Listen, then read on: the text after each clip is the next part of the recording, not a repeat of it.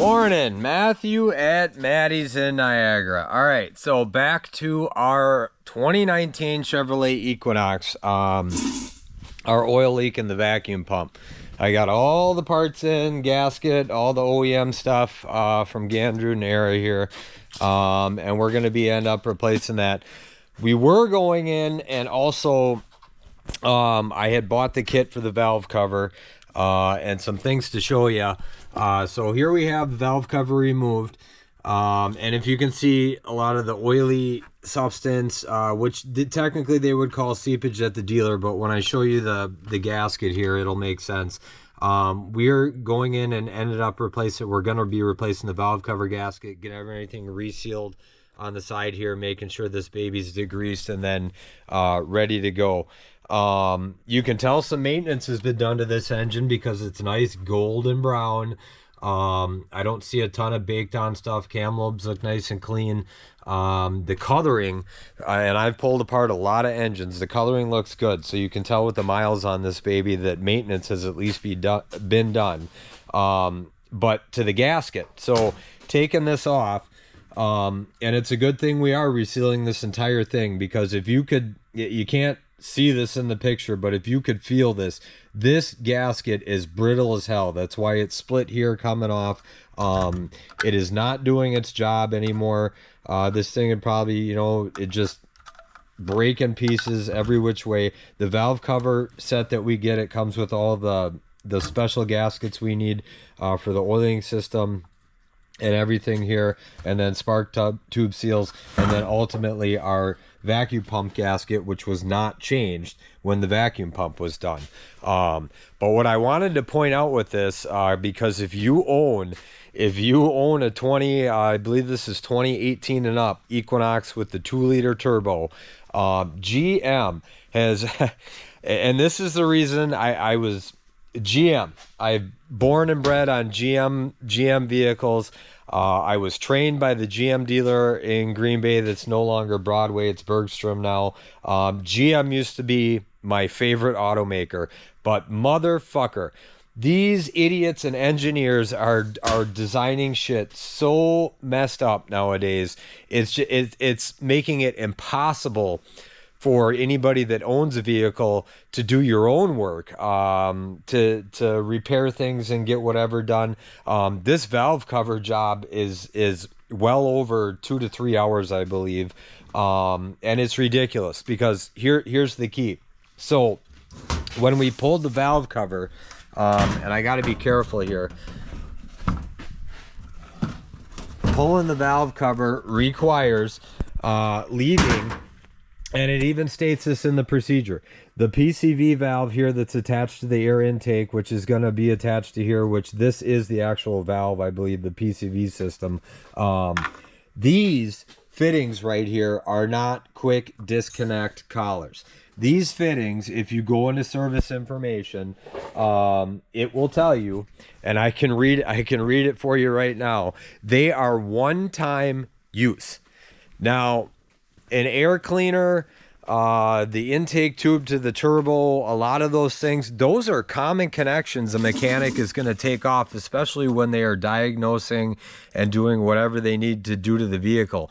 But if you go into Identifix, and I'm looking specifically at the PCV valve, it states right at the top, inspect each component while attached to the camshaft cover. Do not remove the PCV components unless inspection indicates a suspect component. Replace the PCV valve, PCV tube assembly, and PCV hose fitting as an assembly. The connections between these components are permanent. What dumbass motherfucking engineer and company like GM decided to make? And I've seen videos out there. I know the guy from Royalty, he did a video specifically about this. I was fully prepared going into this job, what I was going to run into.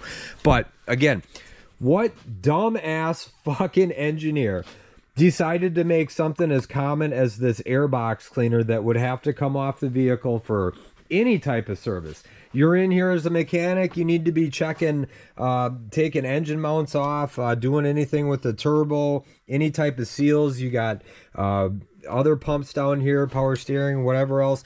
What fucking idiot would make it a permanent connection on something that is routinely taken off, especially for service, doing spark plugs, whatever. You want to get as much of that stuff out of your way in order to get down to where you need to get to. No. But thank God Matthew was brought up and trained by the dealers, because when it comes to warranty and warranty time, you have to find reasonable ways to bypass time in order to pull components off. And time again in my career, you legitimately would leave certain components attached that they may tell you to take off in the procedure to make some time and cut out excess waste when it comes to doing that. Now, I am not a huge fan of that now that I own my own repair shop, and I try and do everything the correct way. And I am going by the book here.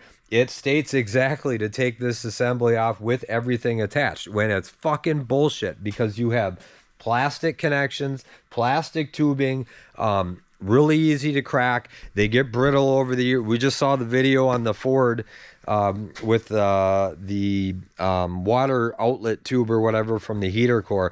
Just absolutely fucking asinine. And again, those connections, you would routinely disconnect PCV hoses, emissions component hoses, all that stuff, fuel line hoses. Why the fuck would GM come and let's make it permanent connection? You want to know why? Because it's about money, and it's about having somebody service your vehicle. And that's what they don't want. They want you taking it back to the dealer, spending all this money to go. I guarantee you, if we look up that hose, it's probably like $80 to $100 to replace, and you're going to have to cut it off. Just ridiculous. But again, we will get this valve cover gasket replaced, the vacuum pump gasket replaced, get her all degreased, sealed up, cleaned, and verified at the end of the day. But again, if you own an Equinox with a 2-liter turbo, be prepared. You're not losing your mind when it comes to disconnecting hoses that you should be able to disconnect just to take off a freaking valve cover, which on a 4-cylinder should be like an hour job, but it's not. GM, the automakers, they are just designing shit stupid, ignorant, dumb. I mean, it makes no sense other than money, which is bullshit, because it screws the customer, it screws the shop, and it screws the technician at the end of the day.